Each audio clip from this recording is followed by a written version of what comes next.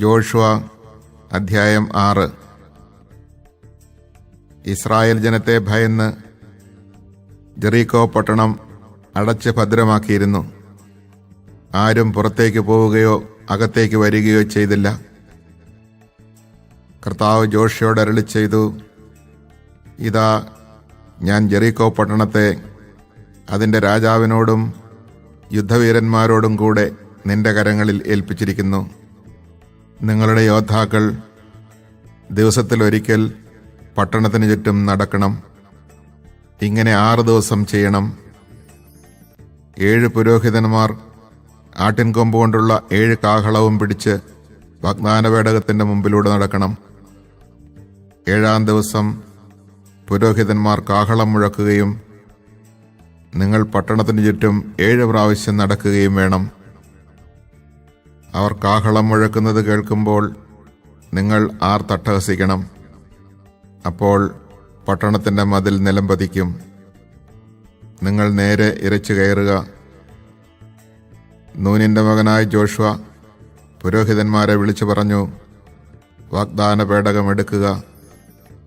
7 പുരോഹിതന്മാർ കർത്താവിന്റെ പേടകത്തിന് മുമ്പിൽ ആട്ടിൻകൊമ്പുകൊണ്ടുള്ള 7 കാഹളം പിടിച്ചുകൊണ്ട് നിൽക്കട്ടെ. അവൻ ജനത്തോട് പറഞ്ഞു, മുന്നോട്ടു പോകുവിൻ, പട്ടണത്തിന് ചുറ്റും നടക്കുവിൻ. ആയുധധാരികൾ കർത്താവിന്റെ പേടകത്തിന് മുമ്പിൽ നടക്കട്ടെ. ജോഷുവ കൽപ്പിച്ചതുപോലെ 7 പുരോഹിതന്മാർ ആട്ടിൻകൊമ്പ് കൊണ്ടുള്ള കാഹളം മുഴക്കിക്കൊണ്ട് കർത്താവിന്റെ മുമ്പിൽ നടന്നു. കർത്താവിന്റെ വാഗ്ദാന പേടകം അവർക്ക് പിന്നാലെ ഉണ്ടായിരുന്നു. ആയുധധാരികൾ കാഹളം മുഴക്കുന്ന പുരോഹിതരുടെ മുമ്പിലും ബാക്കിയുള്ളവർ വാഗ്ദാന പേടകത്തിന്റെ പിന്നിലും നടന്നു. കാഹളധ്വനി സദാ മുഴങ്ങിക്കൊണ്ടിരുന്നു. കൽപ്പന കിട്ടുന്നതുവരെ അട്ടഹസിക്കുകയോ ശബ്ദിക്കുകയോ അരുതെന്നും കൽപ്പിക്കുമ്പോൾ അട്ടഹസിക്കണമെന്നും ജോഷുവ ജനത്തോട് പറഞ്ഞു. അങ്ങനെ കർത്താവിന്റെ പേടകം പട്ടണത്തിന് 1 പ്രാവശ്യം പ്രദക്ഷിണം വെച്ചു. അവർ പാളയത്തിലേക്ക് മടങ്ങി രാത്രി കഴിച്ചു. പിറ്റേ ദിവസം അതിരാവിലെ ജോഷുവ ഉണർന്നു. പുരോഹിതന്മാർ കർത്താവിന്റെ പേടകമെടുത്തു. 7 പുരോഹിതന്മാർ ആട്ടിൻകൊമ്പ് കൊണ്ടുള്ള 7 കാഹളങ്ങൾ സദാ മുഴക്കിക്കൊണ്ട് കർത്താവിന്റെ പേടകത്തിന് മുമ്പേ നടന്നു. ആയുധധാരികൾ അവർക്ക് മുമ്പേയും ബാക്കിയുള്ളവർ വാഗ്ദാന പേടകത്തിന്റെ പിമ്പേയും നടന്നു. കാഹളധ്വനി സദാ മുഴങ്ങിക്കൊണ്ടിരുന്നു. 2-ാം ദിവസവും അവർ പട്ടണത്തിന് പ്രദക്ഷിണം വയ്ക്കുകയും പാളയത്തിലേക്ക് മടങ്ങുകയും ചെയ്തു. 6 ദിവസം ഇങ്ങനെ ചെയ്തു.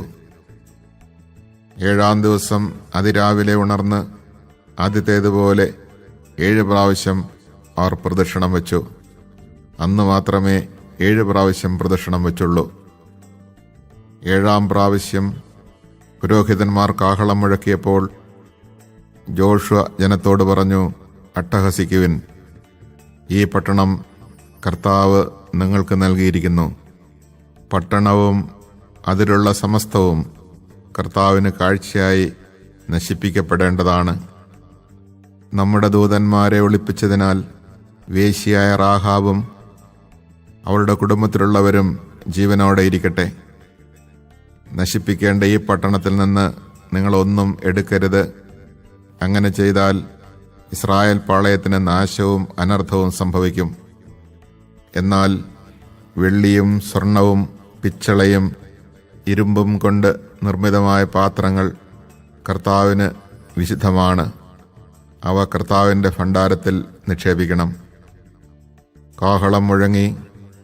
കാഹളധ്വനി കേട്ടപ്പോൾ ജനം ആർത്തട്ടഹസിക്കുകയും മതിൽ നിലംപതിക്കുകയും ചെയ്തു. അവർ ഇരച്ചു കയറി പട്ടണം പിടിച്ചെടുത്തു. അതിലുള്ള സമസ്തവും അവർ നിശേഷം നശിപ്പിച്ചു. പുരുഷന്മാരെയും സ്ത്രീകളെയും കുട്ടികളെയും വൃദ്ധന്മാരെയും ആടുമാടുകളെയും കഴുതകളെയും അവർ വാളിനിരയാക്കി.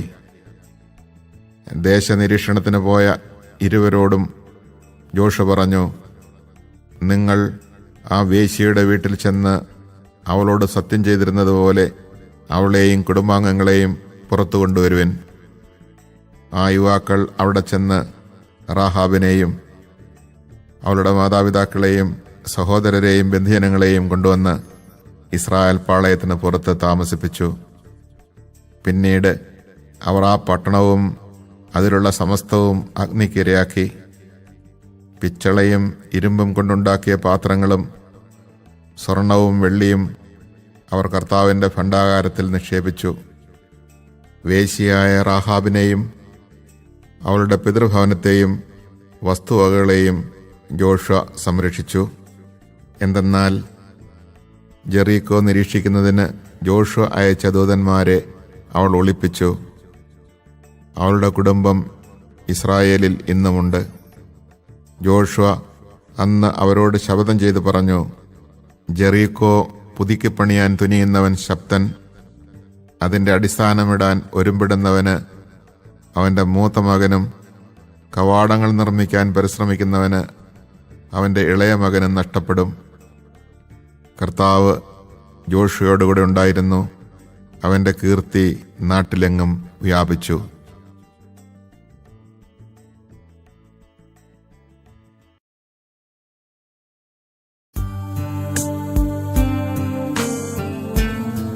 ജോഷുവ അധ്യായം 7.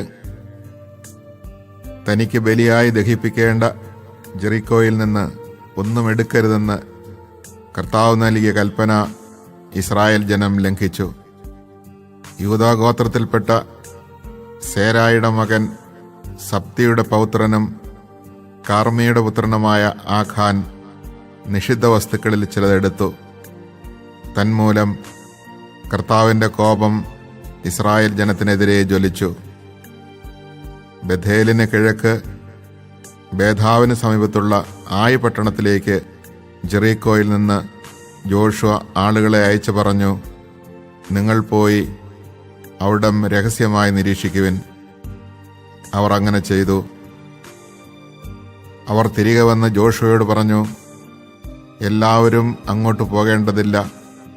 2000-ഓ 3000-ഓ പേർ പോയി ആയിയെ ആക്രമിക്കട്ടെ.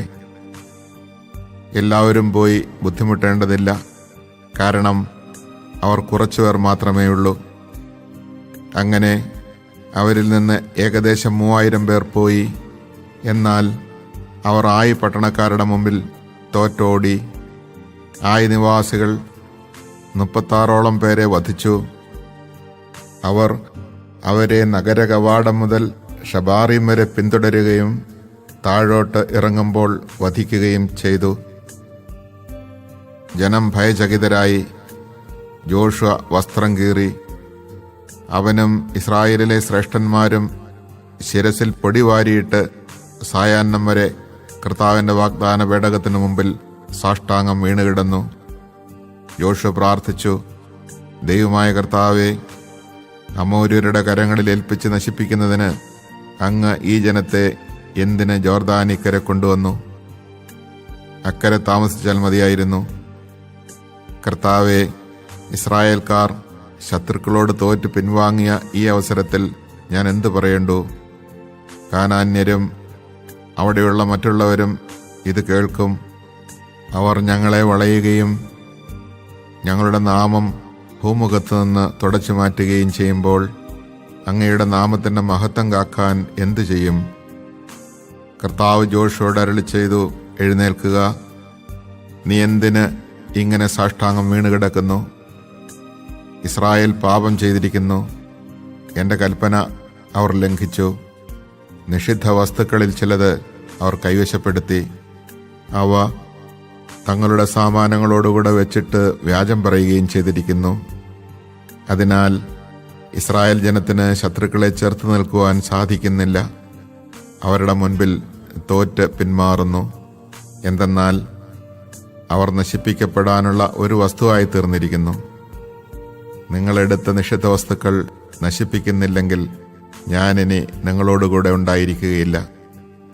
നീ എഴുന്നേറ്റ് ജനത്തെ ശുദ്ധീകരിക്കുക.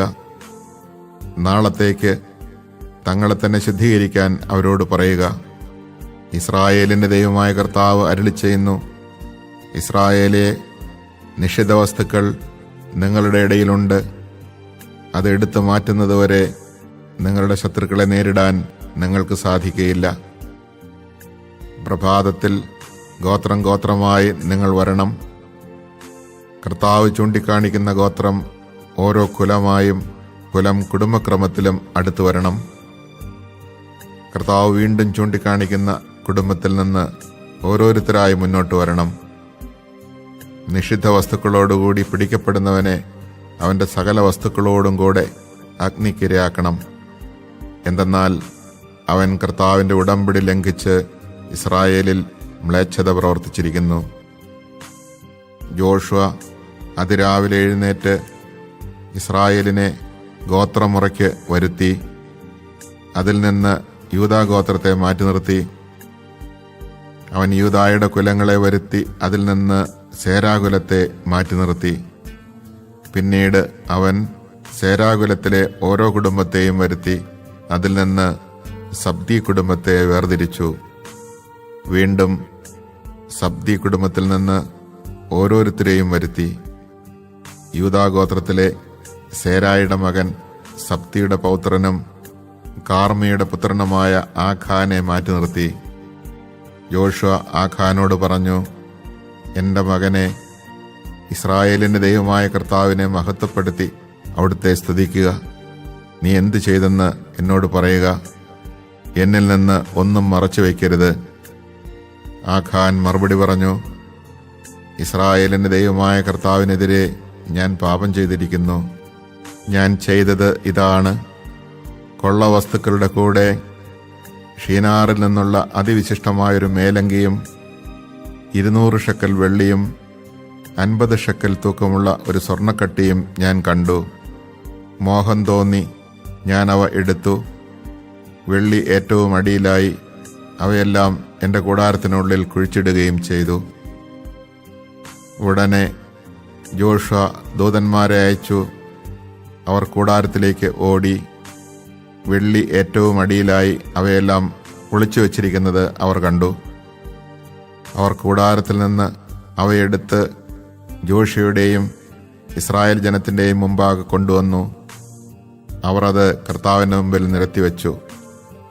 ജോഷുവയും ഇസ്രായേൽ ജനവും സേരായുടെ മകനായ ആഖാനെയും അവൻ്റെ പുത്രീപുത്രന്മാരെയും വെള്ളി, മേലങ്കി, സ്വർണ്ണക്കട്ടി എന്നിവയും കാള, കഴുത, ആട്, കൂടാരം എന്നിങ്ങനെ അവനുള്ള സമസ്ത വസ്തുക്കളെയും ആഖോർ താഴ്വരയിലേക്ക് കൊണ്ടുപോയി.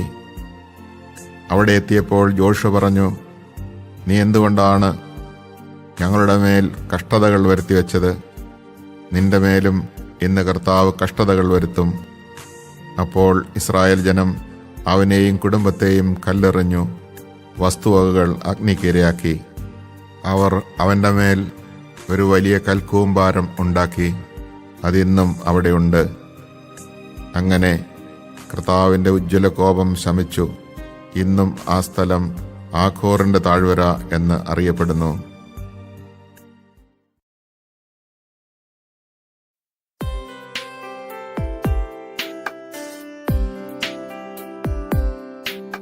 ജോഷുവ അധ്യായം 8. കർത്താവ് ജോഷുവയോട് അരുളി ചെയ്തു, എല്ലാ യോദ്ധാക്കളെയും കൂട്ടി ആയിയിലേക്ക് പോവുക. ഭയമോ പരിഭ്രമമോ വേണ്ട. ഇതാ, ഞാൻ അവിടുത്തെ രാജാവിനെയും പ്രജകളെയും പട്ടണത്തെയും രാജ്യത്തെയും നിന്റെ കൈകളിൽ ഏൽപ്പിച്ചിരിക്കുന്നു. ജെറീക്കോയോടും അവിടുത്തെ രാജാവിനോടും നീ പ്രവർത്തിച്ചതുപോലെ ആയിയോടും അവിടുത്തെ രാജാവിനോടും പ്രവർത്തിക്കുക. എന്നാൽ കന്നുകാലികളെയും കൊള്ളവസ്തുക്കളെയും നിങ്ങൾക്ക് എടുക്കാം. പട്ടണത്തെ ആക്രമിക്കുന്നതിന് അതിന് പിന്നിൽ പതിയിരിക്കണം. ജോഷുവയും യോദ്ധാക്കളും ആയി പട്ടണത്തിലേക്ക് പുറപ്പെട്ടു.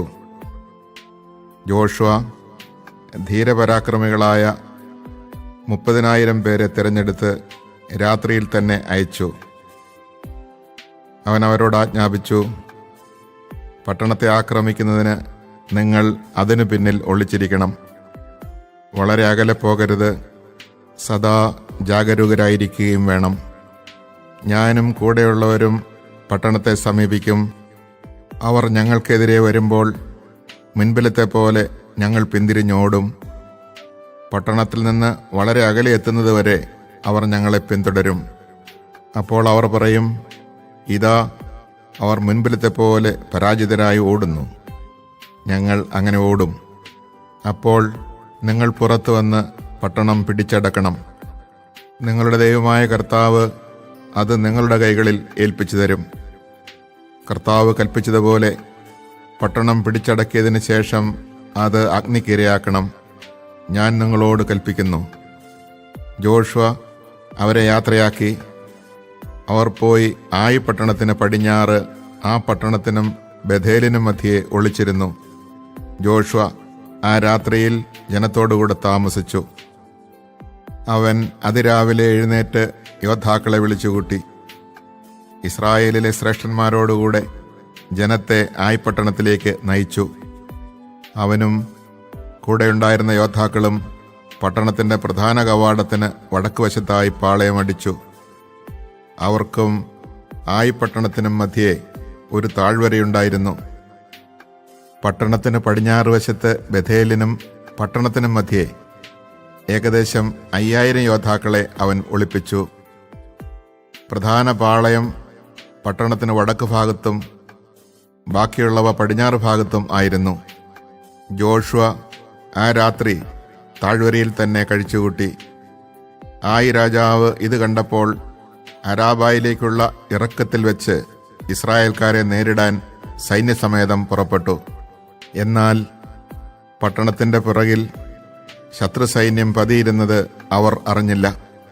ജോഷുവയും ജനവും പരാജിതരായി എന്ന് നടിച്ച് മരുഭൂമിയുടെ നേരെ ഓടി. അവരെ പിന്തുടരുന്നതിന് രാജാവ് പട്ടണത്തിലുണ്ടായിരുന്നവരെയെല്ലാം വിളിച്ചുകൂട്ടി. അവർ ജോഷുവയെ പിന്തുടർന്ന് പട്ടണത്തിൽ നിന്ന് വളരെ വിദൂരത്തായി. ഇസ്രായേലിനെ പിന്തുടരാത്തവരായി ആരും ബഥേലിലോ ആയി പട്ടണത്തിലോ ഉണ്ടായിരുന്നില്ല. അവർ പട്ടണം അടയ്ക്കാതെയാണ് പോയത്. കർത്താവ് ജോഷുവയോട് അരുളി ചെയ്തു, നിന്റെ കയ്യിലിരിക്കുന്ന കുന്തം ആയി പട്ടണത്തിന് നേരെ ചൂണ്ടുക. ഞാൻ പട്ടണം നിന്റെ കരങ്ങളിൽ ഏൽപ്പിക്കും. ജോഷുവ അങ്ങനെ ചെയ്തു. അവൻ കൈ ഉയർത്തിയ ഉടനെ ഒളിച്ചിരുന്നവർ എഴുന്നേറ്റ് പട്ടണത്തിലേക്ക് പാഞ്ഞു ചെന്ന് അത് കൈവശപ്പെടുത്തി. തിടുക്കത്തിൽ പട്ടണത്തിന് തീവച്ചു.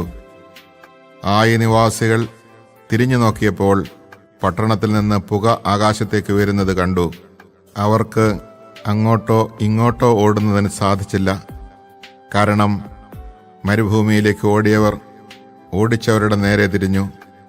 പതിയിരുന്നവർ പട്ടണം പിടിച്ചടക്കിയെന്നും അതിൽ നിന്ന് പുക പൊങ്ങുന്നെന്നും കണ്ടപ്പോൾ ജോഷയും ഇസ്രായേൽ ജനവും തിരിഞ്ഞ് ആയി നിവാസികളെ വധിച്ചു. പട്ടണത്തിൽ കടന്ന ഇസ്രായേല്യരും ശത്രുക്കൾക്കെതിരെ പുറത്തു വന്നു. ആയി നിവാസികൾ ഇസ്രായേൽക്കാരുടെ മധ്യത്തിൽ കുടുങ്ങി. അവരെ ഇസ്രായേല്യർ സംഹരിച്ചു. ആരും രക്ഷപ്പെട്ടില്ല.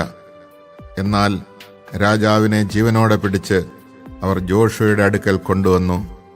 ഇസ്രായേൽ തങ്ങളെ പിന്തുടർന്ന ആയി പട്ടണക്കാരെയെല്ലാം വിജനദേശത്ത് വെച്ച് സംഹരിച്ചു.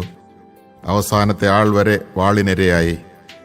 പിന്നീട് ഇസ്രായേല്യർ ആയി പട്ടണത്തിലേക്ക് മടങ്ങിച്ചെന്ന് അവശേഷിച്ചവരെയും വാളിനിരയാക്കി. ആയി പട്ടണത്തിലുണ്ടായിരുന്ന 12,000 സ്ത്രീ പുരുഷന്മാർ അന്ന് മൃതിയടഞ്ഞു. ആയി നിവാസികൾ പൂർണ്ണമായി നിഗ്രഹിക്കപ്പെടുന്നതുവരെ കുന്തം നീട്ടിപ്പിടിച്ചിരുന്ന തൻ്റെ കരങ്ങൾ ജോഷുവ പിൻവലിച്ചില്ല.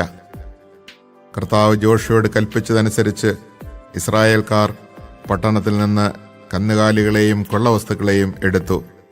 അങ്ങനെ ജോഷുവ ആയി പട്ടണത്തിന് തീവച്ച് അതിനെ ഒരു നാശകൂമ്പാരമാക്കി.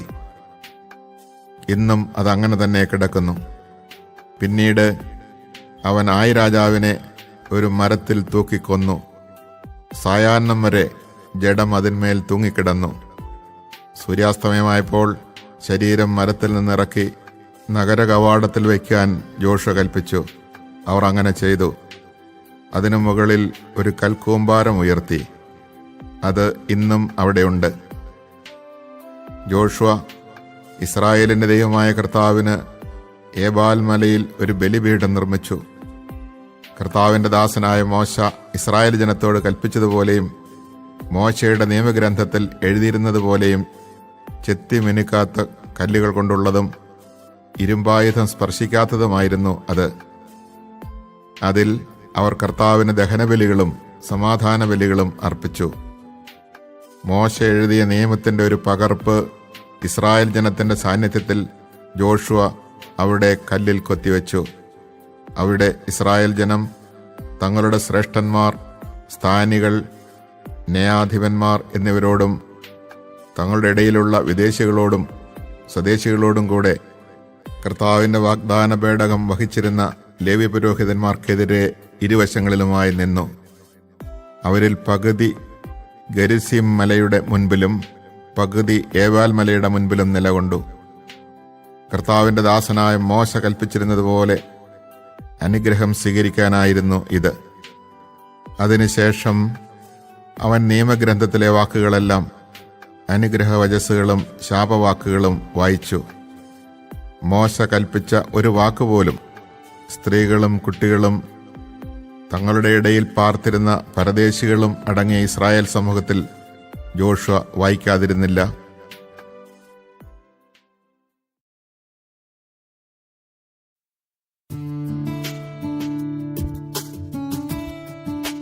ജോഷുവ അധ്യായം 9. ജോർദാന്റെ മറുകരയിൽ മലകളിലും താഴ്വരകളിലും ലബനോൻ വരെ നീണ്ടുകിടക്കുന്ന വലിയ കടലിന് തീരത്തും വസിച്ചിരുന്ന ഹിത്യരും അമോര്യരും കാനാന്യരും പെരീസ്യരും ഹിവ്യരും ജബൂസ്യരുമായ രാജാക്കന്മാരെല്ലാവരും ഇത് കേട്ടപ്പോൾ ജോഷുവയ്ക്കും ഇസ്രായേലിനുമെതിരെ യുദ്ധം ചെയ്യാൻ ഒരുമിച്ചുകൂടി. എന്നാൽ ജെറീക്കോയോടും ആയി പട്ടണത്തോടും ജോഷുവ ചെയ്തത് അറിഞ്ഞപ്പോൾ ഗിബയോൻ നിവാസികൾ തന്ത്രപൂർവ്വം പ്രവർത്തിച്ചു. പഴകിയ ചാക്കുകളിൽ ഭക്ഷണസാധനങ്ങളും കീറിത്തുന്നിയ തോൽക്കുടങ്ങളിൽ വീഞ്ഞുമെടുത്ത് അവർ കഴുതപ്പുറത്ത് കയറ്റി. നന്നാക്കിയെടുത്ത പഴയ ചെരുപ്പുകളും കീറിപ്പറിഞ്ഞ വസ്ത്രങ്ങളും ധരിച്ച് അവർ പുറപ്പെട്ടു. അവരുടെ ഭക്ഷണപദാർത്ഥങ്ങൾ ഉണങ്ങിയതും പൂത്തതുമായിരുന്നു. അവർ ഗിൽഗാലിൽ ജോഷുവയുടെ പാളയത്തിൽ ചെന്ന് അവനോടും ഇസ്രായേൽക്കാരോടും പറഞ്ഞു, ഞങ്ങൾ വിദൂരദേശത്തു നിന്ന് വരികയാണ്, ഞങ്ങളുമായി ഒരു ഉടമ്പടി ചെയ്യണം. അപ്പോൾ ഇസ്രായേൽ ജനം ഹിവ്യരോട് പറഞ്ഞു, നിങ്ങൾ ഞങ്ങളുടെ സമീപത്തുള്ളവരാണെങ്കിലോ നിങ്ങളുമായി ഞങ്ങൾക്ക് ഉടമ്പടി ചെയ്യുവാൻ ആവില്ല. ഞങ്ങൾ അങ്ങയുടെ ദാസന്മാരാണ് എന്ന് അവർ ജോഷുവയോട് പറഞ്ഞു. അപ്പോൾ അവൻ അവരോട് ചോദിച്ചു, നിങ്ങൾ ആരാണ്? എവിടെ നിന്ന് വരുന്നു? അവർ പറഞ്ഞു, നിങ്ങളുടെ ദൈവമായ കർത്താവിൻ്റെ നാമം കേട്ട് വിദൂരദേശത്ത് നിന്ന് ഈ ദാസന്മാർ വന്നിരിക്കുന്നു. എന്തെന്നാൽ അവിടുത്തെക്കുറിച്ചും അവിടുന്ന് ഈജിപ്തിൽ പ്രവർത്തിച്ചതിനെക്കുറിച്ചും ഞങ്ങൾ അറിഞ്ഞു. ജോർദാന്റെ മറുകരയിലുള്ള അമോര്യ രാജാക്കന്മാരായ ഹെഷ്ബോണിലെ സീഹോനോടും അഷ്താറോത്തിൽ താമസിക്കുന്ന ബാഷാൻ രാജാവായ ഓഗിനോടും പ്രവർത്തിച്ചതും ഞങ്ങൾ കേട്ടിട്ടുണ്ട്. ഞങ്ങളുടെ ശ്രേഷ്ഠന്മാരും നാട്ടുകാരും ഞങ്ങളോട് പറഞ്ഞു, യാത്രയ്ക്ക് വേണ്ട ഭക്ഷണ സാധനങ്ങൾ എടുത്ത് ചെന്നവരെ കണ്ട്, ഞങ്ങൾ നിങ്ങളുടെ ദാസന്മാരാണ്, അതുകൊണ്ട് ഞങ്ങളുമായി ഒരു ഉടമ്പടി ഉണ്ടാക്കുക എന്ന് പറയണം. ഇതാ, ഞങ്ങളുടെ ഭക്ഷണ പദാർത്ഥങ്ങൾ ഉണങ്ങിപ്പൂത്തിരിക്കുന്നു. യാത്രാമധ്യേ ഭക്ഷിക്കുന്നതിനായി ഞങ്ങളുടെ വീടുകളിൽ നിന്ന് എടുത്ത ഇവയ്ക്ക് പുറപ്പെടുമ്പോൾ ചൂടുണ്ടായിരുന്നു. ഞങ്ങൾ വീഞ്ഞു നിറയ്ക്കുമ്പോൾ ഈ തോൽക്കുടങ്ങൾ പുതിയവയായിരുന്നു. ഇപ്പോൾ ഇതാ അവ കീറിയിരിക്കുന്നു. സുദീർഘമായ യാത്രയിൽ ഞങ്ങളുടെ വസ്ത്രങ്ങളും ചെരുപ്പുകളും കീറി നശിച്ചിരിക്കുന്നു. കർത്താവിൻ്റെ നിർദ്ദേശം ആരായാതെ ജനം ആ ഭക്ഷണപദാർത്ഥങ്ങളിൽ പങ്കുചേർന്നു. ജോഷുവ അവരുടെ ജീവൻ രക്ഷിക്കാമെന്ന് സമാധാന ഉടമ്പടി ചെയ്തു. ജനപ്രമാണികളും അങ്ങനെ ശപഥം ചെയ്തു. ഉടമ്പടി ചെയ്ത് 3 ദിവസം കഴിഞ്ഞപ്പോൾ അവർ തങ്ങളുടെ അയൽവാസികളും തങ്ങളുടെ മധ്യേ തന്നെ വസിക്കുന്നവരുമാണെന്ന് ഇസ്രായേൽക്കാർക്ക് മനസ്സിലായി. ഇസ്രായേൽ ജനം യാത്ര പുറപ്പെട്ട് 3-ാം ദിവസം അവരുടെ പട്ടണങ്ങളായ ഗബയോൻ, കഫീറ, ബേറോത്ത്, കിരിയാത്ത് യെയാറിം എന്നിവിടങ്ങളിൽ എത്തിച്ചേർന്നു. ഇസ്രായേലിൻ്റെ ദൈവമായ കർത്താവിൻ്റെ നാമത്തിൽ ജനപ്രമാണികൾ ശപഥം ചെയ്തിരുന്നതിനാൽ ജനം അവരെ വധിച്ചില്ല. സമൂഹം മുഴുവൻ ജനപ്രമാണികൾക്കെതിരെ പിറുപിറുത്തു. പ്രമാണികൾ അവരോട് പറഞ്ഞു, ഇസ്രായേലിൻ്റെ ദൈവമായ കർത്താവിൻ്റെ നാമത്തിൽ ശപഥം ചെയ്തതിനാൽ ഇപ്പോൾ നമ്മൾ അവരെ ഉപദ്രവിച്ചുകൂടാ. നമുക്കിങ്ങനെ ചെയ്യാം, അവർ ജീവിച്ചു കൊള്ളട്ടെ. അല്ലാത്തപക്ഷം ദൈവകോപം നമ്മുടെ മേൽ പതിക്കും. നാം അവരോട് ശപഥം ചെയ്തതാണല്ലോ. അവർ ഇസ്രായേൽ ജനത്തിനു വേണ്ടി വിറക് വെട്ടിയും വെള്ളം കോരിയും ജീവിച്ചു കൊള്ളട്ടെ എന്ന് പ്രമാണികൾ നിർദ്ദേശിച്ചു. സമൂഹം അത് അംഗീകരിച്ചു. ജോഷുവ അവരെ വിളിച്ചു ചോദിച്ചു, അടുത്ത് തന്നെ വസിക്കേ വളരെ ദൂരത്താണെന്ന് പറഞ്ഞ് നിങ്ങൾ ഞങ്ങളെ വഞ്ചിച്ചതെന്തിന്? അതിനാൽ നിങ്ങൾ ശപിക്കപ്പെട്ടവരാകട്ടെ. നിങ്ങളെന്നും എൻ്റെ ദൈവത്തിൻ്റെ ഭവനത്തിൽ വെള്ളം കോരുകയും വിറക് വെട്ടുകയും ചെയ്യുന്ന അടിമകളായിരിക്കും. അവർ ജോഷയോട് പറഞ്ഞു, നിങ്ങളുടെ ദൈവമായ കർത്താവ് തൻ്റെ ദാസനായ മോശയോട് ഈ ദേശം മുഴുവനും നിങ്ങൾക്ക് തരണമെന്നും തദ്ദേശവാസികളെയെല്ലാം നിഗ്രഹിക്കണമെന്നും കൽപ്പിച്ചിട്ടുണ്ടെന്ന് നിന്റെ ദാസന്മാരായ ഞങ്ങൾക്ക് അറിവ് കിട്ടി. അതുകൊണ്ട് നിങ്ങളുടെ മുന്നേറ്റത്തിൽ ഭയന്ന് ജീവൻ രക്ഷിക്കാൻ ഇങ്ങനെ ചെയ്തു പോയി. ഇതാ, ഇപ്പോൾ ഞങ്ങൾ നിങ്ങളുടെ കരങ്ങളിലാണ്. ന്യായവും യുക്തവുമെന്ന് തോന്നുന്നത് ഞങ്ങളോട് ചെയ്യുക. അപ്രകാരം തന്നെ അവൻ അവരോട് പ്രവർത്തിച്ചു. അവരെ ഇസ്രായേൽ ജനങ്ങളുടെ കരങ്ങളിൽ നിന്ന് മോചിപ്പിച്ചു, അവരെ വധിച്ചില്ല. അന്ന് ജോഷുവ അവരെ ഇസ്രായേൽക്കാർക്കും കർത്താവിൻ്റെ ബലിപീഠത്തിനും വേണ്ടി വിറക് വെട്ടാനും വെള്ളം കോരാനും നിയമിച്ചു. തന്നെ ആരാധിക്കാനായി കർത്താവ് തിരഞ്ഞെടുത്ത സ്ഥലത്ത് അവർ ഇന്നും അതേ ജോലി ചെയ്യുന്നു.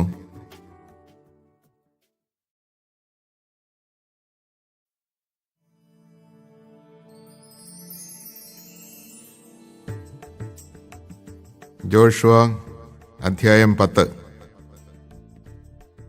ജോഷുവ ജെറീക്കോയോടും അവിടുത്തെ രാജാവിനോടും പ്രവർത്തിച്ചതുപോലെ ആയി പട്ടണം പിടിച്ചടക്കി പരിപൂർണമായി നശിപ്പിക്കുകയും അതിൻ്റെ രാജാവിനെ വധിക്കുകയും ചെയ്തുവെന്നും ഗിബെയോനിലെ ജനങ്ങൾ ഇസ്രായേൽക്കാരുമായി ഒരു സമാധാന സന്ധിയുണ്ടാക്കി അവരുടെ ഇടയിൽ ജീവിക്കുന്നുവെന്നും ജെറൂസലേം രാജാവായ അദോനിസെദേക്ക് കേട്ടു. അപ്പോൾ ജെറൂസലേം നിവാസികൾ പരിഭ്രാന്തരായി.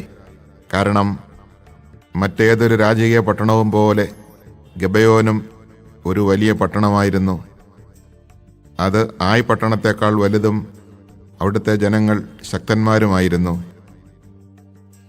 ജെറൂസലേം രാജാവായ അദോനിസെദേക്ക് ഹെബ്രോൻ രാജാവായ ഹോഹാമിനും യാർമുത്ത് രാജാവായ പിറാമിനും ലാഖീഷ് രാജാവായ ജഫിയായ്ക്കും എഗ്ലോൺ രാജാവായ ദബീറിനും ഈ സന്ദേശം അയച്ചു: നിങ്ങൾ വന്ന് എന്നെ സഹായിക്കുക, നമുക്ക് ഗിബെയോനെ നശിപ്പിക്കാം.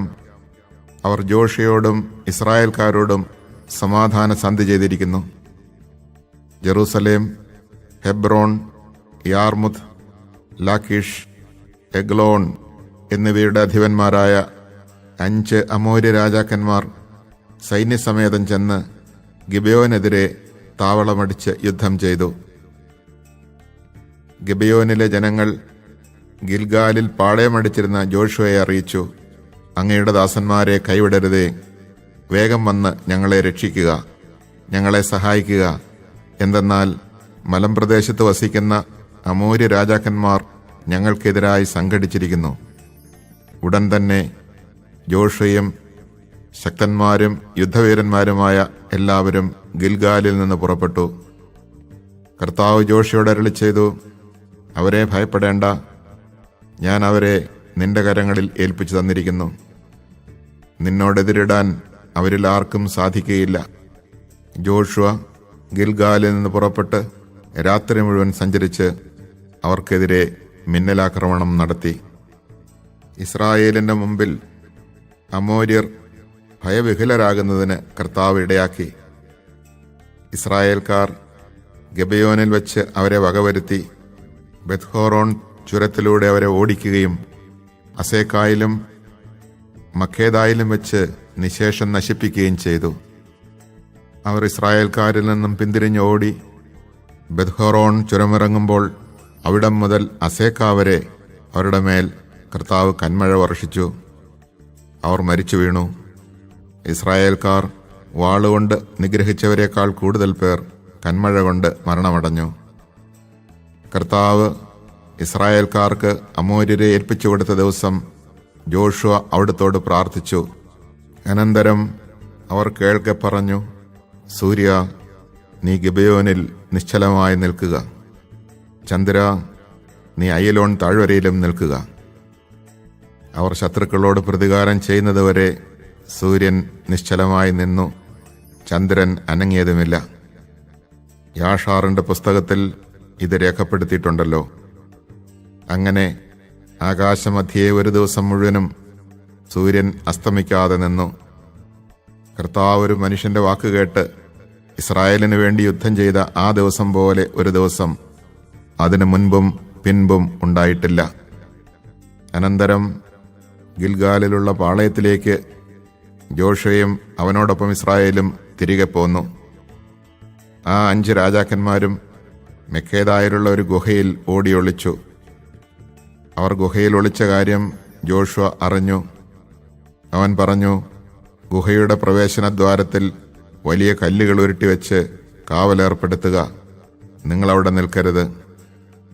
ശത്രുക്കളെ പിന്തുടർന്ന് ആക്രമിക്കുക. പട്ടണങ്ങളിൽ പ്രവേശിക്കുവാൻ അവരെ അനുവദിക്കരുത്. നിങ്ങളുടെ ദൈവമായ കർത്താവ് അവരെ നിങ്ങളുടെ കൈകളിൽ ഏൽപ്പിച്ചിരിക്കുന്നു. ശത്രുക്കളെ ഉന്മൂലനം ചെയ്യുന്നതുവരെ ജോഷുവയും ഇസ്രായേൽ ജനവും സംഹാരം തുടർന്നു. ഏതാനും പേർ രക്ഷപ്പെട്ട് കോട്ടയിൽ അഭയം പ്രാപിച്ചു. അനന്തരം ഇസ്രായേൽക്കാർ സുരക്ഷിതരായി മക്കേദായിലെ പാളയത്തിൽ ജോഷുവയുടെ സമീപമെത്തി. അവർക്കെതിരെ ആരും നാവനക്കിയില്ല. അപ്പോൾ ജോഷുവ കൽപ്പിച്ചു, ഗുഹയുടെ വാതിൽ തുറന്ന് ആ 5 രാജാക്കന്മാരെയും എൻ്റെ അടുക്കൽ കൊണ്ടുവരുവിൻ. അവൻ പറഞ്ഞതനുസരിച്ച് ഗുഹയിൽ നിന്ന് ജെറുസലം, ഹെബ്രോൺ, യാർമുത്ത്, ലാഖീഷ്, എഗ്ലോൺ എന്നിവിടങ്ങളിലെ രാജാക്കന്മാരെ അവർ കൊണ്ടുവന്നു. ജോഷുവ ഇസ്രായേൽ ജനത്തെ വിളിച്ചുകൂട്ടി തന്നോടൊപ്പം പോന്ന യോദ്ധാക്കളുടെ തലവന്മാരോട് പറഞ്ഞു, അടുത്തു വന്ന് ഈ രാജാക്കന്മാരുടെ കഴുത്തിൽ ചവിട്ടുവിൻ. അവർ അങ്ങനെ ചെയ്തു. ജോഷുവ അവരോട് പറഞ്ഞു, നിങ്ങൾ ഭയപ്പെടുകയോ ചഞ്ചലചിത്തരാവുകയോ വേണ്ട. ഉറപ്പും ധൈര്യവുമുള്ളവരായിരിക്കുവിൻ. നിങ്ങൾ നേരിടുന്ന എല്ലാ ശത്രുക്കളോടും ഇപ്രകാരം തന്നെ കർത്താവ് പ്രവർത്തിക്കും. അനന്തരം ജോഷുവ അവരെ അടിച്ചു കൊന്ന് 5 മരങ്ങളിൽ കെട്ടിത്തൂക്കി. സായാഹ്നം വരെ ജഡം മരത്തിൽ തൂങ്ങിക്കിടന്നു. എന്നാൽ സൂര്യാസ്തമയ സമയത്ത് ജോഷിയുടെ കൽപ്പനപ്രകാരം വൃക്ഷങ്ങളിൽ നിന്ന് അവ ഇറക്കി അവർ ഒളിച്ചിരുന്ന ഗുഹയിൽ കൊണ്ടുപോയിട്ടു. അതിൻ്റെ വാതിൽക്കൽ വലിയ കല്ലുകൾ ഉരുട്ടിവെച്ചു. അത് ഇന്നും അവിടെയുണ്ട്. അന്ന് തന്നെ ജോഷുവ മക്കേദ പിടിച്ചടക്കി അതിനെയും അതിൻ്റെ രാജാവിനെയും വാളിനിരയാക്കി. അവിടെയുള്ള എല്ലാവരെയും നിർമൂലമാക്കി. ആരും അവശേഷിച്ചില്ല.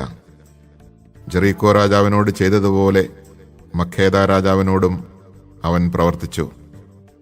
അനന്തരം ജോഷുവയും ഇസ്രായേൽ ജനവും മക്കേദായിൽ നിന്ന് ലിബ്നായിലെത്തി അതിനെ ആക്രമിച്ചു.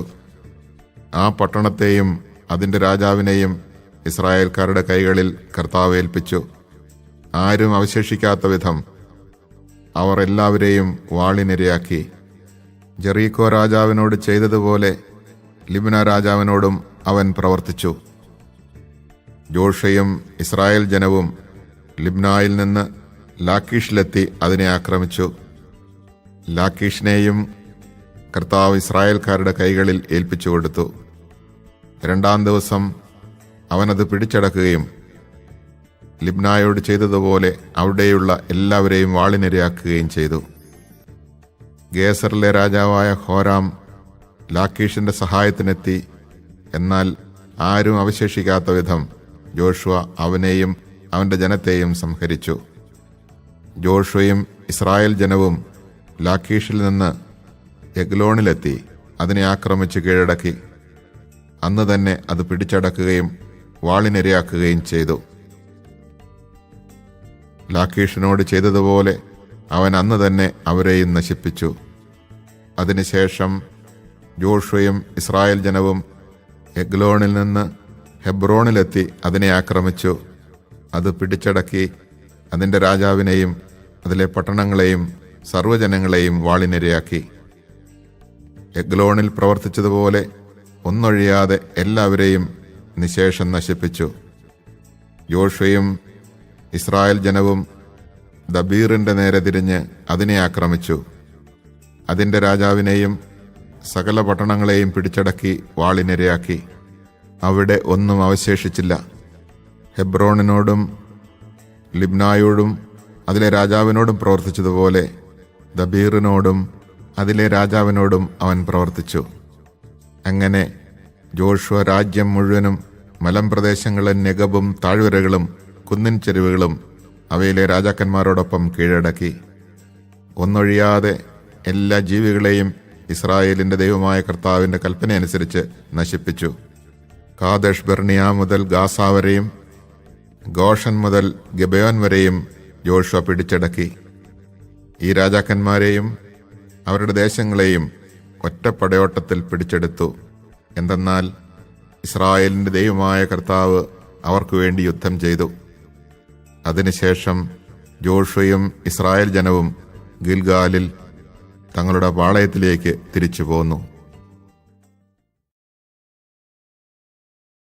Chapter 6.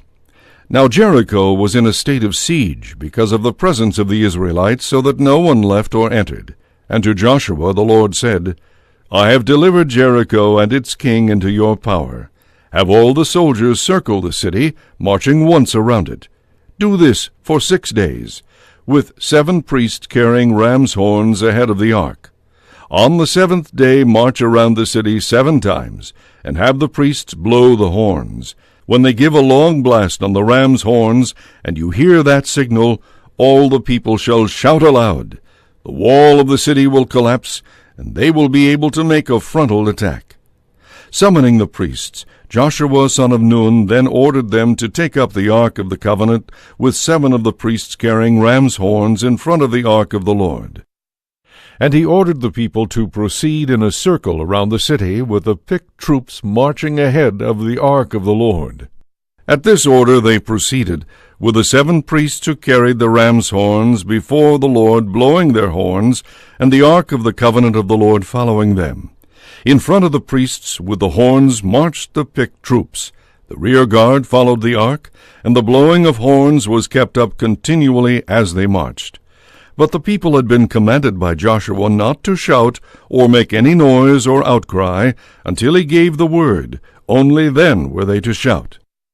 So he had the ark of the Lord circle the city, going once around it, after which they returned to camp for the night. Early the next morning, Joshua had the priests take up the ark of the Lord. The 7 priests bearing the ram's horns marched in front of the ark of the Lord, blowing their horns. Ahead of these marched the picked troops, while the rear guard followed the ark of the Lord, and the blowing of horns was kept up continually. On this 2nd day they again marched around the city once, before returning to camp, and for 6 Joshua days in was all near they did the Jericho, same. he raised his On the eyes 7th and day, saw beginning one at who daybreak, stood facing him, they marched drawn around the city sword in 7 hand. times in the same manner. On that day only did they march around the city 7 times. The 7th time around, the priest blew the horns, and Joshua said to the people, Now shout, for the Lord has given you the city and everything in it. It is under the Lord's ban. Only the harlot Rahab and all who were in the house with her are to be spared, because she hid the messengers we sent. But be careful not to take in your greed anything that is under the ban, else you will bring upon the camp of Israel this ban and the misery of it. All silver and gold, and the articles of bronze or iron are sacred to the Lord. They shall be put in the treasury of the Lord. As the horns blew, the people began to shout. When they heard the signal horn, they raised a tremendous shout. The wall collapsed, and the people stormed the city in a frontal attack and took it. They observed the ban by putting to the sword all living creatures in the city, men and women, young and old, as well as oxen, sheep, and asses.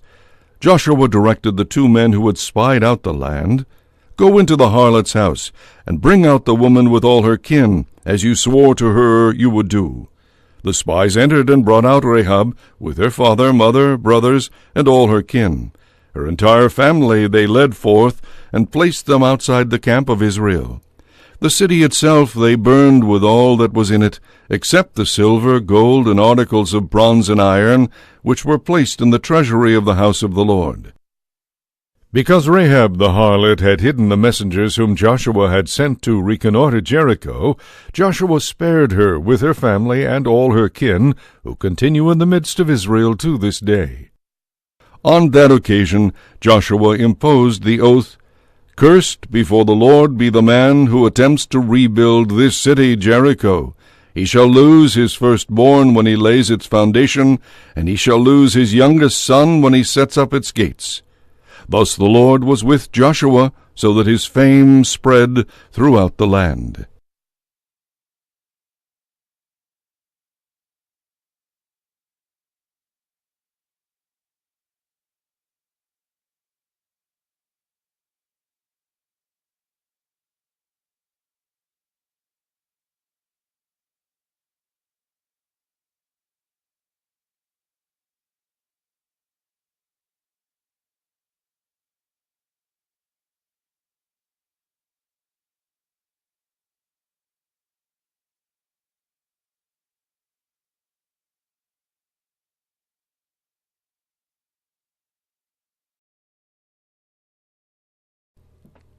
Chapter 7. But the Israelites violated the ban. Achan, son of Carmi, son of Zerah, son of Zerah, of the tribe of Judah, took goods that were under the ban, and the anger of the Lord flared up against the Israelites. Joshua next sent men from Jericho to Ai, which is near Bethel on its eastern side, with instructions to go up and reconnoiter the land. When they had explored Ai, they returned to Joshua and advised, "Do not send all the people up. If only about 2,000 or 3,000 go up, they can overcome Ai. The enemy there are few. You need not call for an effort from all the people." About 3,000 of the people made the attack, but they were defeated by those at Ai, who killed some 36 of them. They pressed them back across the clearing in front of the city gate till they broke ranks, and defeated them finally on the descent, so that the confidence of the people melted away like water. Joshua, together with the elders of Israel, rent his garments and lay prostrate before the ark of the Lord until evening, and they threw dust on their heads. "Alas, O Lord God," Joshua prayed, "why did you ever allow this people to pass over the Jordan, delivering us into the power of the Amorites, that they might destroy us? Would that we had been content to dwell on the other side of the Jordan. Pray, Lord, what can I say now that Israel has turned its back to its enemies? When the Canaanites and the other inhabitants of the land hear of it, they will close in around us and efface our name from the earth. What will you do for your great name?" The Lord replied to Joshua, "Stand up. Why are you lying prostrate? Israel has sinned. They have violated the covenant which I enjoined on them. They have stealthily taken goods subject to the ban, and have deceitfully put them in their baggage. If the Israelites cannot stand up to their enemies, but must turn their back to them, it is because they are under the ban. I will not remain with you unless you remove from among you whoever has incurred the ban. Rise, sanctify the people. Tell them to sanctify themselves before tomorrow, for the Lord, the God of Israel, says, You are under the ban, O Israel. You cannot stand up to your enemies until you remove from among you whoever has incurred the ban. In the morning you must present yourselves by tribes. The tribe which the Lord designates shall come forward by clans. The clan which the Lord designates shall come forward by families. The family which the Lord designates shall come forward one by one. He who is designated as having incurred the ban shall be destroyed by fire, with all that is his, because he has violated the covenant of the Lord, and has committed a shameful crime in Israel. Early the next morning Joshua had Israel come forward by tribes, and the tribe of Judah was designated. Then he had the clans of Judah come forward, and the clan of Zerah was designated. He had the clan of Zerah come forward by families, and Zabdi was designated. Finally he had that family come forward one by one, and Achan son of Carmi, son of Zabdi, son of Zerah of the tribe of Judah was designated. Joshua said to Achan, "My son, give to the Lord, the God of Israel, glory and honor, by telling me what you have done. Do not hide it from me." Achan answered Joshua, "I have indeed sinned against the Lord, the God of Israel. This is what I have done. Among the spoils I saw a beautiful Babylonian mantle, 200 shekels of silver, and a bar of gold, 50 shekels in weight. In my greed I took them. They are now hidden in the ground inside my tent, with the silver underneath." The messengers whom Joshua sent hastened to the tent and found them hidden there, with the silver underneath. They took them from the tent, brought them to Joshua and all the Israelites, and spread them out before the Lord. Then Joshua and all Israel took Achan son of Zerah, with the silver, the mantle, and the bar of gold, and with his sons and daughters, his ox, his ass, and his sheep, his tent and all his possessions, and led them off to the valley of Achor. Joshua said, "The Lord bring upon you today the misery with which you have afflicted us." And all Israel stoned him to death, and piled a great heap of stones over him, which remains to the present day. Then the anger of the Lord relented. That is why the place is called the Valley of Achor to this day. Joshua chapter 8. The Lord then said to Joshua, "Do not be afraid or dismayed. Take all the army with you, and prepare to attack Ai. I have delivered the king of Ai into your power, with his people, city, and land. Do to Ai and its king what you did to Jericho and its king, except that you may take its spoil and livestock as booty. Set an ambush behind the city." So Joshua and all the soldiers prepared to attack Ai. Picking out 30,000 warriors, Joshua sent them off by night with these orders: "See that you ambush the city from the rear, at no great distance. Then all of you be on the watch. The rest of the people and I will come up to the city, and when they make a sortie against us as they did the last time, we will flee from them. They will keep coming out after us until we have drawn them away from the city, for they will think we are fleeing from them as we did the last time. When this occurs, rise from ambush, and take possession of the city, which the Lord your God will deliver into your power. When you have taken the city, set it afire in obedience to the Lord's command. These are my orders to you." Then Joshua sent them away. They went to the place of ambush, taking up their position to the west of Ai, toward Bethel. Joshua, however, spent that night in the plain. Early the next morning Joshua mustered the army and went up to Ai at its head with the elders of Israel. When all the troops he led were drawn up in position before the city, they pitched camp north of Ai on the other side of the ravine. He took about 5,000 men and set them in ambush between Bethel and Ai west of the city. Thus the people took up their stations, with the main body north of the city and the ambush west of it, and Joshua waited overnight among his troops. The king of Ai saw this, and he and all his army came out very early in the morning to engage Israel in battle at the descent toward the Arabah, not knowing that there was an ambush behind the city. Joshua and the main body of the Israelites fled in seeming defeat toward the desert, till the last of the soldiers in the city had been called out to pursue them. Since they were drawn away from the city, with every man engaged in this pursuit of Joshua and the Israelites, not a soldier remained in Ai or Bethel, and the city was open and unprotected. Then the Lord directed Joshua, "Stretch out the javelin in your hand toward Ai, for I will deliver it into your power." Joshua stretched out the javelin in his hand toward the city, and as soon as he did so, the men in ambush rose from their post, rushed in, captured the city, and immediately set it on fire. By the time the men of Ai looked back, the smoke from the city was already sky-high. Escape in any direction was impossible because the Israelites, retreating toward the desert, now turned on their pursuers.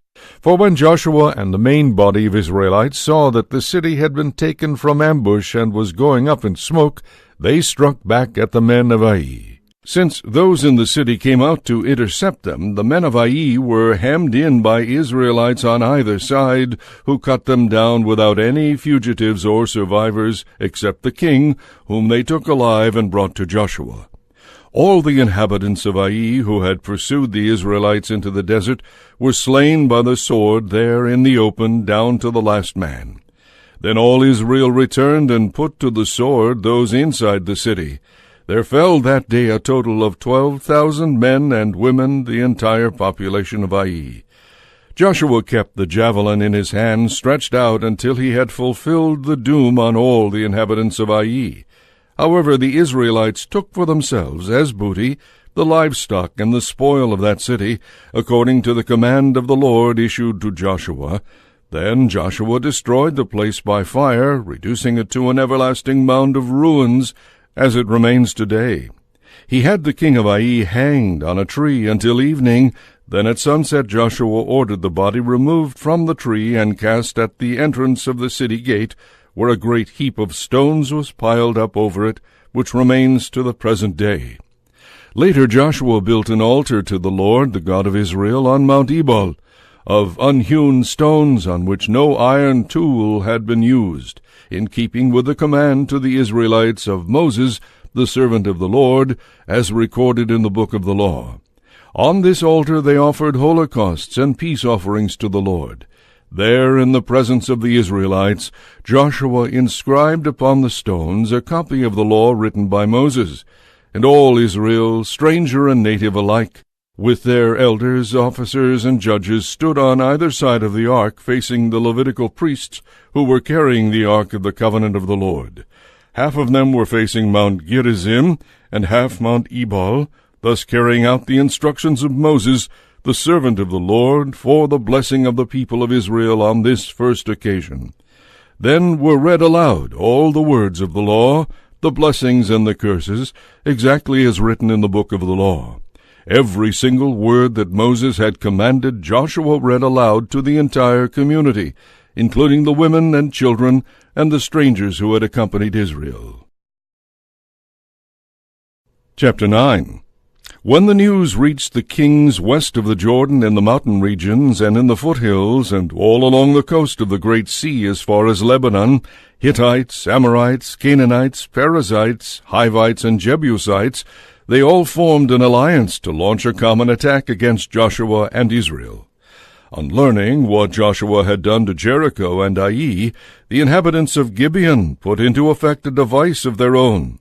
They chose provisions for a journey, making use of old sacks for their asses and old wineskins torn and mended. They wore old, patched sandals and shabby garments, and all the bread they took was dry and crumbly. Thus they journeyed to Joshua in the camp at Gilgal, where they said to him and to the men of Israel, "We have come from a distant land to propose that you make an alliance with us." But the men of Israel replied to the Hivites, "You may be living in land that is ours. How then can we make an alliance with you?" But they answered Joshua, "We are your servants." Then Joshua asked them, "Who are you? Where do you come from?" They answered him, "Your servants have come from a far-off land, because of the fame of the Lord your God. For we have heard reports of all that he did in Egypt, and all that he did to the 2 kings of the Amorites beyond the Jordan, Sihon king of Heshbon and Og king of Bashan, who lived in Ashtaroth. So our elders and all the inhabitants of our country said to us, 'Take along provisions for the journey, and go to meet them. Say to them, "We are your servants. We propose that you make an alliance with us." This bread of ours was still warm when we brought it from home as provisions the day we left to come to you, but now it is dry and crumbled. Here are our wineskins, which were new when we filled them, but now they are torn. Look at our garments and sandals, which are worn out from the very long journey." Then the Israelite princes partook of their provisions without seeking the advice of the Lord. So Joshua made an alliance with them and entered into an agreement to spare them, which the princes of the community sealed with an oath. 3 days after the agreement was entered into, the Israelites learned that these people were from nearby and would be living in Israel. The 3rd day on the road, the Israelites came to their cities of Gibeon, Kephirah, Beeroth, and Kiriath-Jearim, but did not attack them because the princes of the community had sworn to them by the Lord, the God of Israel. When the entire community grumbled against the princes, these all remonstrated with the people, "We have sworn to them by the Lord, the God of Israel, and so we cannot harm them. Let us therefore spare their lives, and so deal with them that we shall not be punished for the oath we have sworn to them."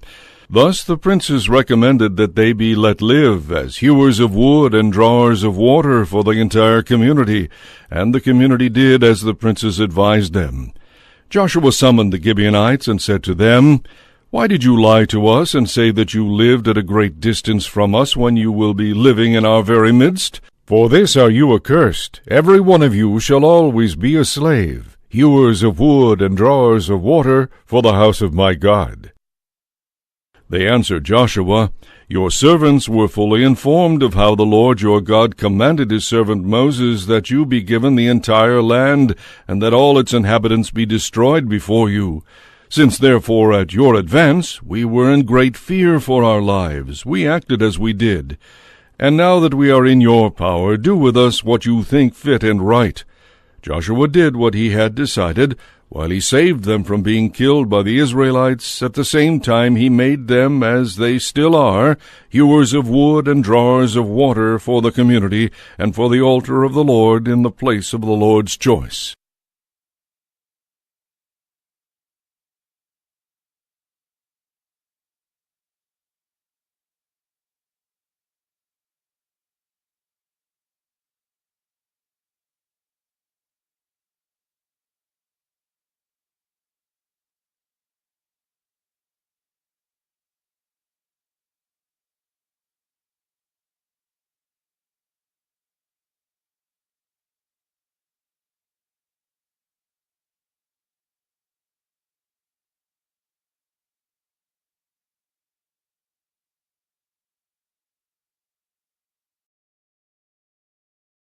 Chapter 10.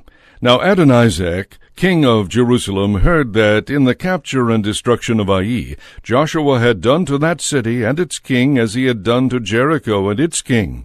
He heard also that the inhabitants of Gibeon had made their peace with Israel, remaining among them, and that there was great fear abroad, because Gibeon was large enough for a royal city, larger even than the city of Ai, and all its men were brave. So Adonizek, king of Jerusalem, sent for Hoham, king of Hebron, Piram, king of Jarmuth, Japhiah, king of Lachish, and Debir, king of Eglon, to come to his aid for an attack on Gibeon, since it had concluded peace with Joshua and the Israelites. The 5 Amorite kings of Jerusalem, Hebron, Jarmuth, Lachish, and Eglon, united all their forces and marched against Gibeon, where they took up siege positions. Thereupon the men of Gibeon sent an appeal to Joshua in his camp at Gilgal, "Do not abandon your servants. Come up here quickly and save us. Help us, because all the Amorite kings of the mountain country have joined forces against us." So Joshua marched up from Gilgal with his picked troops and the rest of his soldiers. Meanwhile the Lord said to Joshua, "Do not fear them, for I have delivered them into your power. Not one of them will be able to withstand you." And when Joshua made his surprise attack upon them after an all-night march from Gilgal, the Lord threw them into disorder before him. The Israelites inflicted a great slaughter on them at Gibeon, and pursued them down the Beth-horon slope, harassing them as far as Azekah and Makkedah.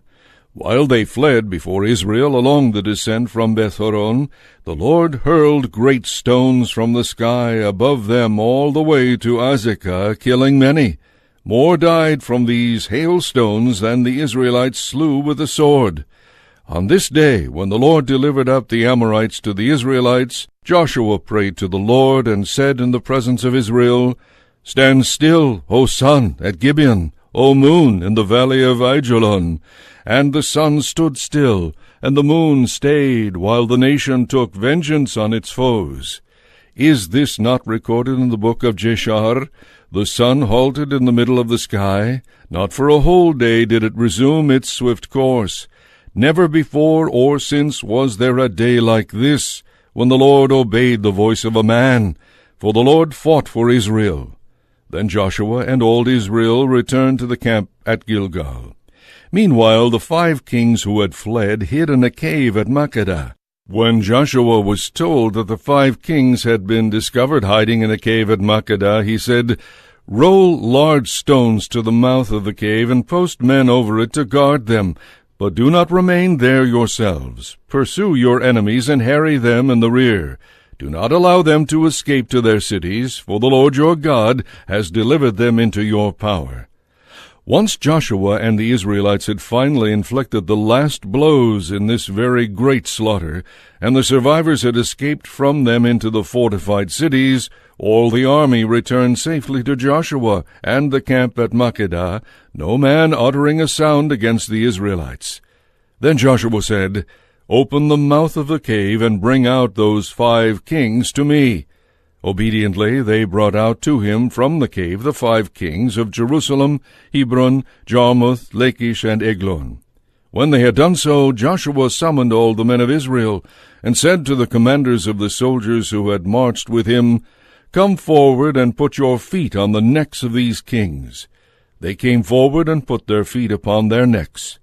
Then Joshua said to them, "Do not be afraid or dismayed, be firm and steadfast. This is what the Lord will do to all the enemies against whom you fight." Thereupon Joshua struck and killed them, and hanged them on 5 trees, where they remained hanging until evening. At sunset they were removed from the trees at the command of Joshua, and cast into the cave where they had hidden. Over the mouth of the cave large stones were placed, which remain until this very day. Makkedah too Joshua captured and put to the sword at that time. He fulfilled the doom on the city, on its king, and on every person in it, leaving no survivors. Thus he did to the king of Makkedah what he had done to the king of Jericho. Joshua then passed on with all Israel from Makkedah to Libnah, which he attacked. Libnah also, with its king, the Lord delivered into the power of Israel. He put it to the sword with every person there, leaving no survivors.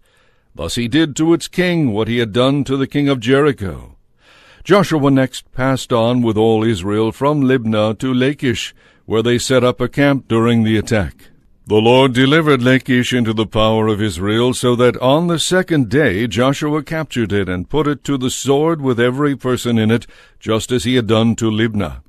At that time Horam, king of Gezer, came up to help Lachish, but Joshua defeated him and his people, leaving him no survivors. From Lachish Joshua passed on with all Israel to Eglon, and camping near it, they attacked it, and captured it the same day, putting it to the sword. He fulfilled the doom that day on every person in it, just as he had done at Lachish. From Eglon Joshua went up with all Israel to Hebron, which they attacked and captured. They put it to the sword with its king, all its towns, and every person there, leaving no survivors, just as Joshua had done to Eglon. He fulfilled the doom on it and on every person there. Then Joshua and all Israel turned back to Debir and attacked it, capturing it with its king and all its towns. They put them to the sword and fulfilled the doom on every person there, leaving no survivors. Thus was done to Debir and its king what had been done to Hebron, as well as to Libnah and its king. Joshua conquered the entire country, the mountain regions, the Negeb, the foothills, and the mountain slopes with all their kings. He left no survivors, but fulfilled the doom on all who lived there, just as the Lord, the God of Israel, had commanded. Joshua conquered from Kadesh-barnea to Gaza, and all the land of Goshen to Gibeon. All these kings and their lands Joshua captured in a single campaign, for the Lord, the God of Israel, fought for Israel. Thereupon Joshua with all Israel returned to the camp at Gilgal.